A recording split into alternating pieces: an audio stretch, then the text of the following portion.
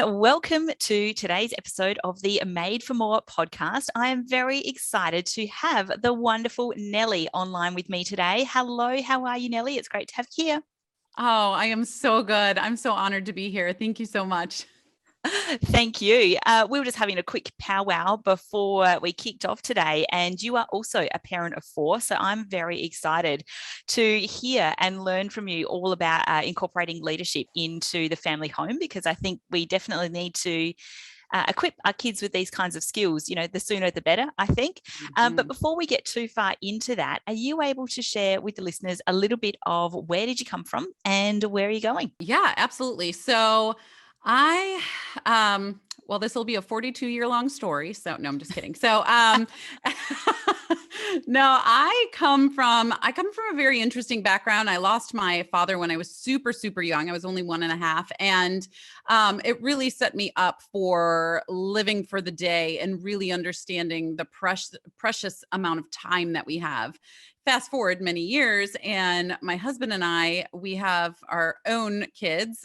We have 4 kiddos, and you get kind of lost in that day to day. You know, my background is in biology, psychology, animal behavior. I've actually been over to Australia, studied humpbacks over there, up in the Hayman Islands for a while. So beautiful. Oh, so beautiful. Some of my favorite life memories were in Australia. So anyway, yeah, I really come from a behavioral background studying that. And so those two things together, keep that in mind. And I have these 4 kids, and all of a sudden, in 2010, my husband goes in for cardiac surgery. He had a spontaneous cardiac issue, and we almost lost him. And so sitting in a waiting room with 4 kids that are 4 and under and not knowing if your husband's going to make it is definitely a wake-up call from the survival mode that we had been in. I mean, many of us have kids, and when they're all young, especially, you're just like, oh my goodness, they're fed, they're alive, they're in bed, check for the day, made it, congrats, you know? We had, and we had really kind of gotten into that habit, but that was a huge wake-up call for us. 5 weeks later, we almost lost my middle 2 are twins, and we almost lost one of my twins in a drowning accident. Goodness.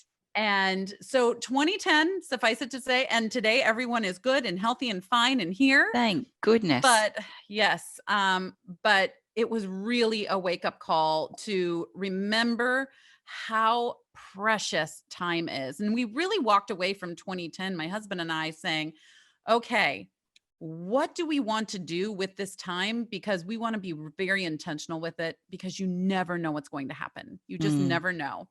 And so what do we want to do at this time? What experiences do we want to have as a family? And how can we set these kids up that we have in order to have the most fantastic, uniquely to them successful life that they can within this high impact, high influence time zone we have, which I call the 65-70, because that is how many days are in 18 years. Now, mind you, many of those days had already passed us when we made this decision, but I really look at the 65-70 as this training zone, this training arena that is filled with, you know, all the things that you want them to take with them into their life beyond when they're going to have at home. And I don't think that parenthood switches off when they're 18 by any means, but let's be honest, as soon as they turn 18, you lose some of that high impact, high influence that you have before that. Yeah. And so really just setting up their future to be uniquely successful for them. And what you need to do with that is self-led discipline and leadership. And so that is what I've done for my own family and what we've done for our own family. And I started coaching about 10 years in different aspects of this, and really dove into coaching families and with clients of mine over the last while. And it's been amazing to see these families come to life in doing 2 things. We are setting them up to have an awesome family experience. I mean, who doesn't want an awesome family experience? I always tell people, I was like, yes, it is their childhood, but it's also your parenthood, right? It's 18 years of your life. Like, let's make this awesome. Right. And 18 years feels like 40, but it's right. Yes. It's so good. I don't want people coming out of parenthood with white hair and being like, oh my gosh, that was so stressful, right? So I want that 18 years, that parenthood, childhood experience to be so awesome, and simultaneously setting them up for a firm foundation to launch the rest of their life with. So that is what I do, where I'm going. I love that. I'm going to be frantically taking notes this whole interview. I can tell already. I'm like, tell me how to help my children. So when we're talking, or when you're talking about the 65-70, can you expand on that a little bit? Because I think that's fascinating. Yeah, I mean, it really is how many days you have in 18 years. So for me, it is every day waking up with intention and being, how can I pour into them today? How can I help them grow today? How can I set them up to be self-led leaders, right? Because even with leadership, I don't believe that everybody, and it's not even possible, for everybody in the world to be a CEO of something, right? But they 100%. of a company and things, but they do need to be at minimum to be successful in life. You have to be a leader of yourself. Mm-hmm. The best employees are going to be self-led leaders, right? Yep. Because they get a task and they're like, this is my task I'm going to have. This is how I'm going to execute it. And this is the result I'm going to have. And so, and then some of those leaders go on to be leaders of others as well. And at some point, we're also, a lot of us, leaders of our families, right? And our children. And so leadership, I feel like when I became involved in leadership later on in life, which was right around that 2010, and when I was just literally grabbing every mentor, because I started to see, there are people that are out there living life. And that's what I want to do. I don't want to just be in survival mode. Kids are alive today, check the box. And so I started collecting mentors, and, I hear some people, oh, I have a mentor. I have, one or two. I had like 45 mentors, and I was just like soaking it in, like downloading it Matrix style, and I was just like getting it all that I could. And it was amazing to me how much leadership was put as, you're only a leader if you have this many people under you. You have this many people that you're, the boss of, so to speak. And I'm like, oh, you're the boss of you. Like you are always a team of one, always.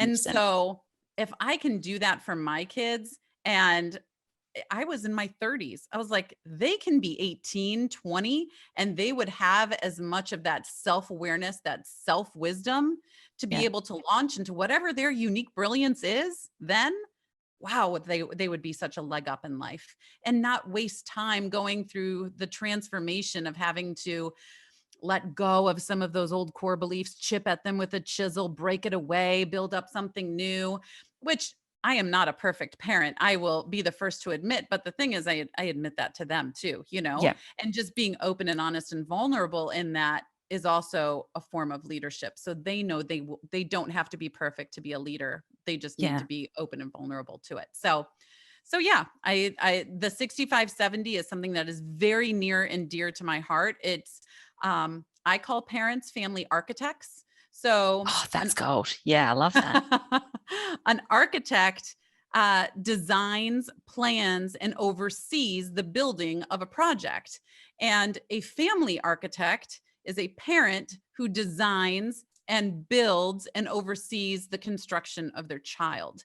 And it's very, very intentional, and it's a very unique and very close relationship to be able to step in and have the honor of stepping in to that role and being like, I am not just your parent. I am going to help you conquer this life in the biggest way that you possibly can, and whatever that looks like for you uniquely. So, yeah. I love that. I'm not even kidding. I am frantically taking notes. So I've actually got a good friend, Tony, who recently, actually probably a few months ago, said something that really stopped me in my tracks. And when we're talking about, leadership at work and people not really thinking about it at home. And it was at a time when, the kids were going a bit crazy, and I was in this survival mode, just thinking, good Lord, like, yep, no one died today. That's a win. And she mentioned something around, I always think of you as being the CEO of your family. And it really made me do a double take. And I was like, oh, okay, well, if if that's the case, then what do I need to be doing? And that was one of those questions that just really shifted my perspective out of that survival mode. And I'm not perfect either, and my kids certainly aren't perfect. Probably need a little bit more self-led discipline and a little bit of self-led leadership for sure. But have you, when you're working with parents, are you noticing that shift as well around not realizing that they're in survival mode and then suddenly having the option to design the life that they want? Absolutely. Awareness is such a key. When I start to work with families, I always start with the end. I always start with the end because every family is different. There is no normal. I talk about it like this as far as understanding there is no normal. I said, if a 4 and a 6 are sitting on the couch and you try to bring them something that's a 5, neither one of them is going to love it all that much because they're a 4 and they're a 6. There is no normal, is just average, right? And are you talking about Enneagram there?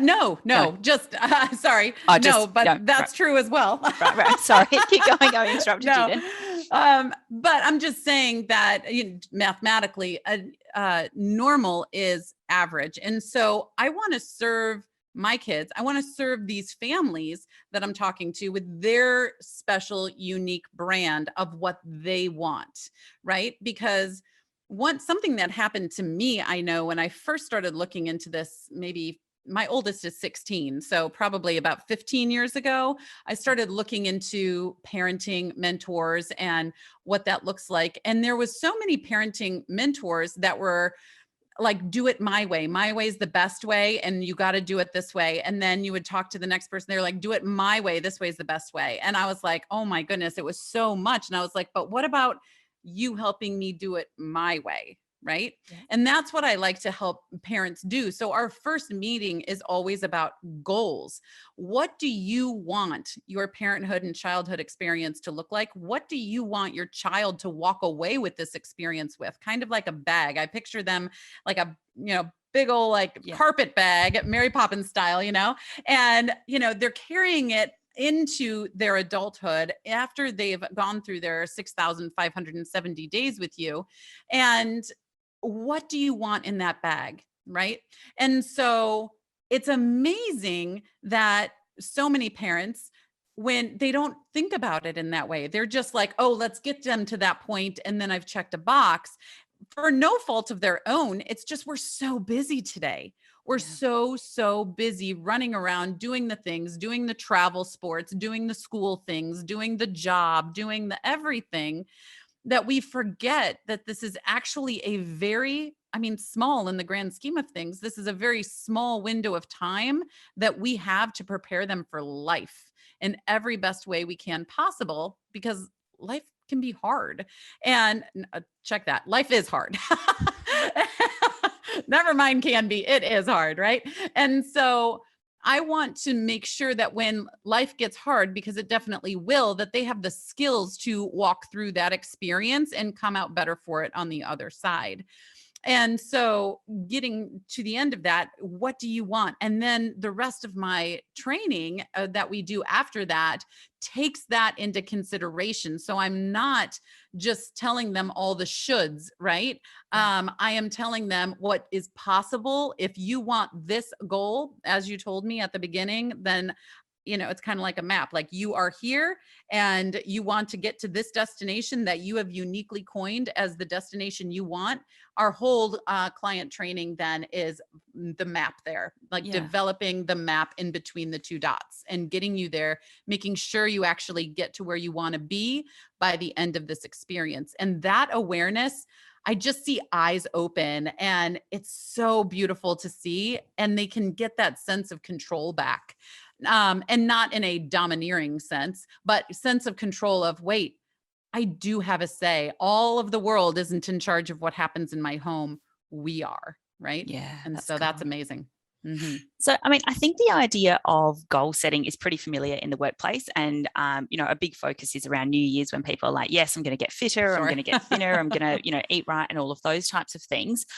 But in terms of the idea of goal setting for a family unit, what are some of the common goals where people are starting sort of, I'm in survival mode versus, this is the best best possible outcome for us. What are some of the common goals that you see people striving for, families striving for? Yeah, sure. So I hear a lot of trust. I want them to be able to trust in trustworthy people and be able to recognize what the difference is, right? Yes. I want them to have integrity, and Yeah. I want them to have a good work ethic. I want them to be able to understand what real love is, not just today's like, oh, love you, bye, and Yeah. where everyone's saying love you all over the place, like understanding what actual love is and being able to express that in a genuine way, not just surface, right? Um, and respect for Yeah. sure. We Yeah. want to be able to respect. Um, in our house, we only have one rule in our entire house, and it's ROKS. ROKS. I know it's spelled wrong, but it's ROKS. And and it's actually funny. One of my clients, it was so funny because I was telling her about this and she was like, I just had to put a C in there. And so they did something that was unique to their family for a C. And she was like, I'm just OCD. I had to put a C in there. I was like, it's okay. You can put a C in there. But so funny. But the R is for respect. That's where I'm getting at with that. And we have 4 respects that we have: respect of yourself, time, others, and property. Oh, So love it. those are the respects that you want to follow, not just now and when they're kids, but for the rest of your life. There's never a time that respect of self, others, time, and property is not going to be effective and useful in your life. Yeah. Um, Obedience is another one, and that a lot of people like to have, and not just blind obedience, not you know, they told me to do it, so I did it, Yeah. but actual wisdom with paired with obedience. And then just kindness, like learning how to Yeah. be kind. This world is filled with so much ugly a lot of times, Yeah. and learning how to be kind to everybody. And then this discipline, this self-led discipline, self-led leadership is always in there as well. Yeah. So you've got 4 kids, they're right, and twins in the middle. So they're obviously Yeah. different ages. Yeah. How does a family navigate this? Because obviously we've got that, tricky little variable of everyone having different personalities, everyone having Oh, different yes. needs, different capabilities depending on their age, different expectations of what, perhaps self-led discipline might look like, or self-led leadership. What do you think, is there like a baseline that all families can work towards? Hmm. So absolutely. And I think I had kind of a leg up in this area just because I homeschool actually. I'm going into year 7. And so even with homeschooling, we have group work every day that we do. That's for everybody. All of us get in there and we do the group work. It's like history, science, and geography and all of those. And then in the afternoons, they go off and they do their independent work, which is where they're on different levels of things. And so using that platform to then launch into how we do everything else in our home just made sense because it's what we did. So, yeah, there's definitely a commonality between things. But when it comes to especially maturity, for one, so my kids are 16, 13, 13, and 11. Yep. And so the 11-year-old is obviously not going to have the life experience and the maturity level that we would expect out of my 16-year-old. And so, in a couple of ways, we want to rise her up and not give her an excuse that she's just the baby of the family, which happens a lot. And especially with the youngest kids, they're like, oh, I'm the littlest, I'm the littlest. And then either they're being told that by somebody else, or they're just telling themselves that, and they give themselves excuse. So we need to rise her up to be the most capable version of herself, right? But at the same time, we have to also have grace from everybody else, being like, we're teaching. So we're all teaching one another in this situation. I really look at a family as a team, and the parents are the team captains. And we're all in this together. We all contribute together. So we own a family business as well, which we did as a part of growing our family. Now, the business is wonderful. We make glass straws in order to cut down on plastic pollution in the world. And actually, we had some in Australia this past Christmas, which was like my greatest Christmas present, to wake up on Christmas morning and see my straws.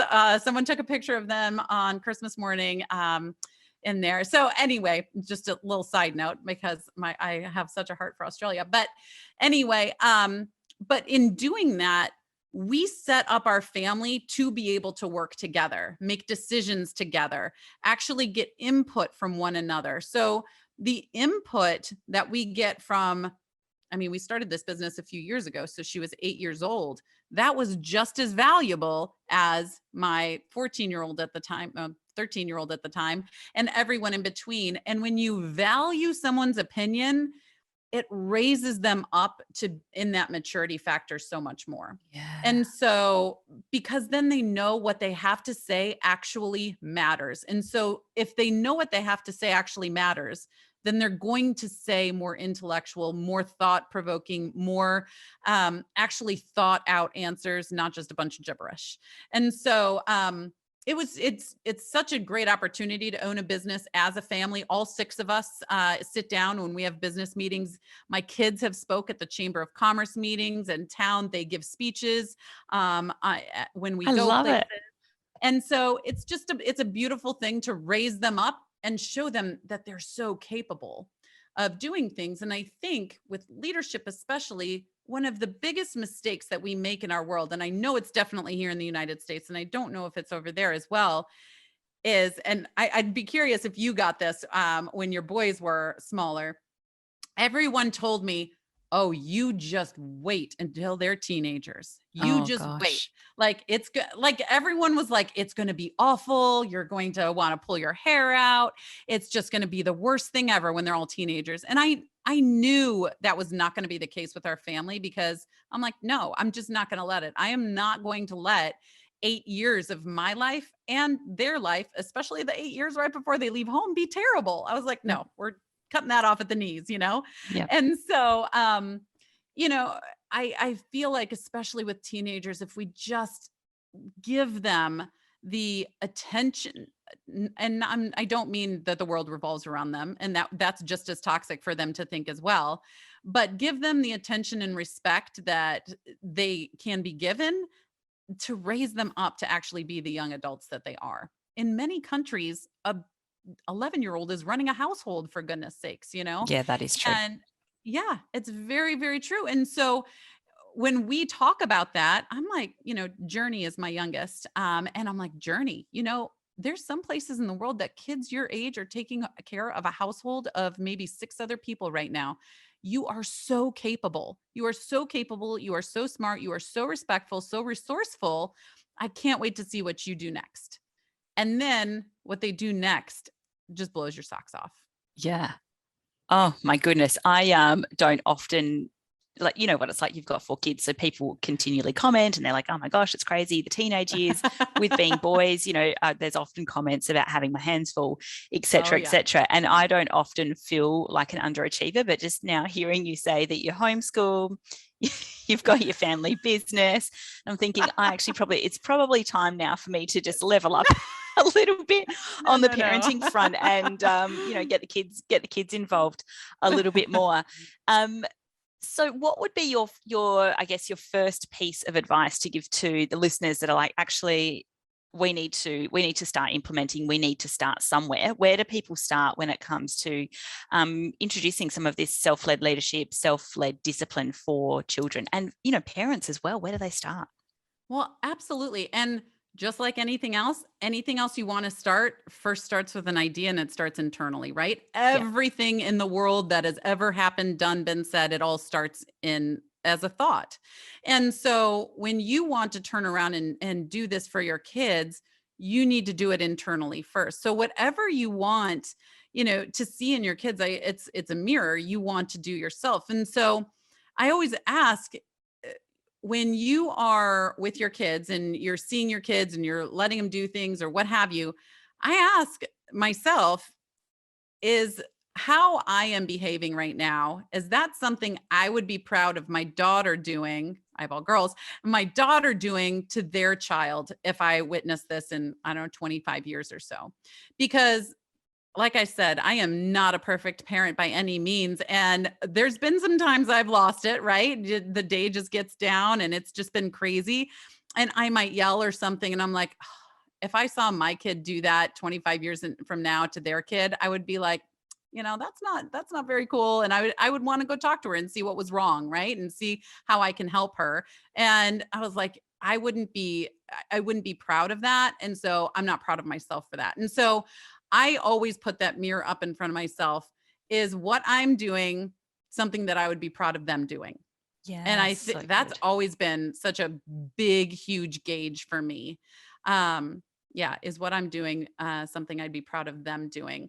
And it applies to so many situations as you're going along. So, and also just knowing how do you want them to see you, because they're always watching, they're always listening. Even when they're not watching and listening, they're watching and listening. And so I mean, they are. It's amazing the things that they'll come out and you're like, I didn't think they were paying attention. I thought they were in the other room or what have you. And you're like, wow, they really did pick up on that. And so just watching what you're doing, not walking on eggshells, not being someone that you're not wearing a mask, but genuinely being and representing the best of yourself to help them represent the best of themselves as well. And that family accountability is so beautiful because it gives that vulnerability a chance to come out. And when my 16-year-old can be like, hey, mom, I can tell that you're maybe not having a good day. Is there something I can help you with?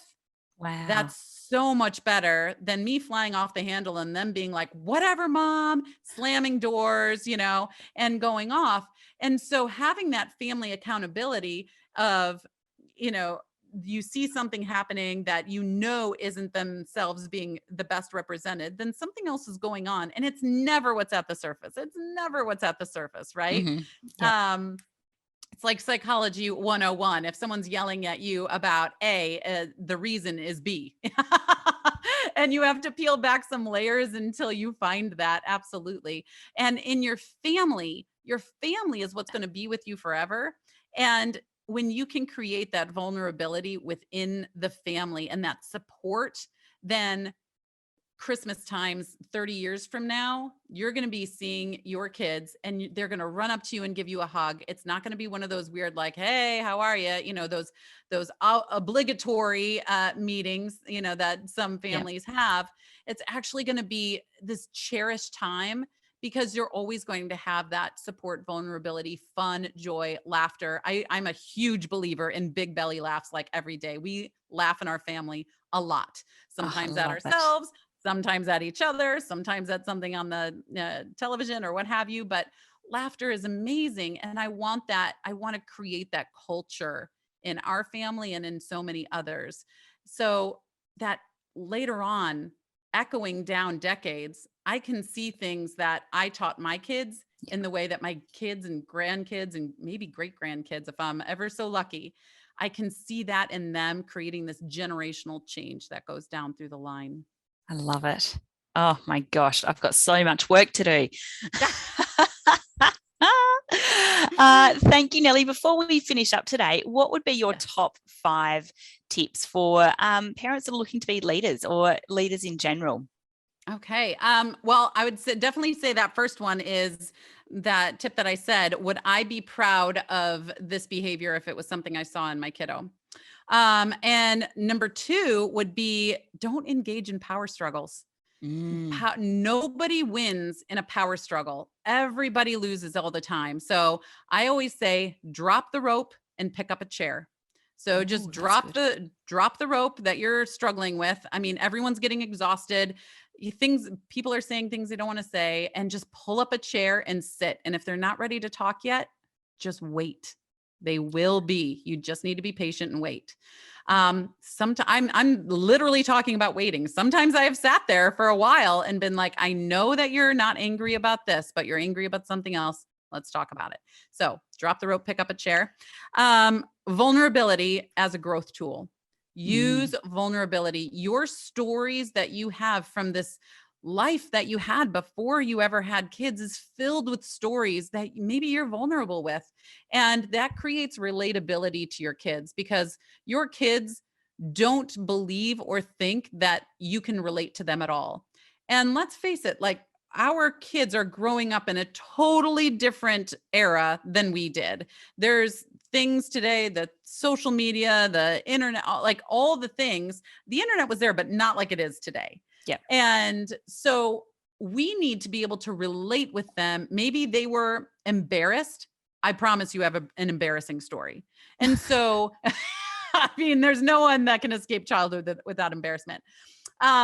So they're embarrassed. You have an embarrassing story. They're sad because a friend shunned them. Maybe they shunned them on Instagram or something, but you have a story about a friend that hurt you at some point, and you can bring that together. And when you create when you're vulnerable, it creates a bridge to their story and you can relate. And that's one of the biggest tools that you can use.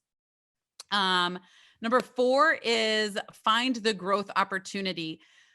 Even through difficult times, there's always a growth opportunity. Before, when we were powwowing, I was telling you about that terrible weekend I just had where I was laid over in an airport, sleeping on a bench with a armrest in my abdomen because the armrest didn't even go up, all the things. And it was awful. I was in 3 canceled flights, all the things, had to drive home in a huge Hemi truck that I had never driven anything like that before. And it was hard. It was so hard. I went through about 48 hours with about 4 hours of sleep, and it was exhausting and hard. But seeing how I was able to stay calm and resilient throughout the entire process really was an eye-opener to all the growth and all of the training that I've poured into myself, and I pour into other people, because there were people at that airport that were throwing punches. There was yelling. There was so much anger. It was such a toxic environment. And I was so grateful that I had all the training that I have had and that I teach others to be able to stay in the moment, stay calm, and move on. And don't get me wrong, there was some moments in there, especially at the car rental place, that I had some very low moments, but I was able to rise back up again, and just low moments emotionally. I was so tired, but I was able to rise back up. And so that's my point. Even though it was very, very difficult, there was a silver lining to that. And there always, always is. So look for the growth opportunity. And then lastly, just be honest with your kids. Be honest with them. Like I said, you're a team, and not the entire world needs to know everything, but your team, in order to function properly, I mean, think about it in a business sense. For example, your team needs to know what's going on so that they can function at their optimum to get back up to where they need to be. And so with anything, finances or something's happening emotionally or what have you, you don't have to, go through all the details. But when they say, hey, mom, or hey, dad, or whatever, what's going on? You don't need to say, oh, nothing. It's adult stuff. It's nothing to do with you or anything like that. Like, give them the benefit of sharing in that with you so that they can help you through that situation. Because I promise that they'll step up and help you through that. And you'll be able to see a side of them that is just beautiful. So those would be my pieces of advice. Oh, I love it. So be proud of yourself and your behavior and how you're showing up. Don't engage in that power struggle. So drop the rope and pull up a chair. I love that. That's so good. Vulnerability as a growth tool. Finding the growth opportunities in any of those situations, and then being honest with your kids. I love it. Yes. That's so many good pieces of advice today. I could probably talk to you for hours about this, I think. But you've got some resources for the listeners if they're looking to find out a little bit more information as well. Oh, yes, I absolutely do. So I have something I put together called the Family Success Vault, and it really is about unlocking your unique potential. And there are different pieces of content in there, from mindset work and discipline work, and how to teach your kids certain things, how to use time instead of spend time. There's educational tools in there, and like how to have a family meeting before the school year. We're about that time right now. So Nice. there's lots of wonderful things in there, and that can be found at nellieharden.com/vault. So that's NELLIEHARDEN/vault, VAULT. Amazing. I'll put that into the show notes for today as well. Oh, Thank beautiful. you so much, Nellie. It's been lovely speaking with you. I can't wait to go check out the vault and start getting my kids into gear. Do you have anything else you wanted to say before we say goodbye? I just want to say that you are capable. I want every family out there to know that they are absolutely capable of steering the ship and going where you want to go. And there is still time. There's absolutely still time. And just make the best out of this time and go where you want to go. Do what you want to do. And yeah, that's what I want to say. I just want to empower everyone listening. But Brilliant. thank you so much. Thank you. All right. Thanks.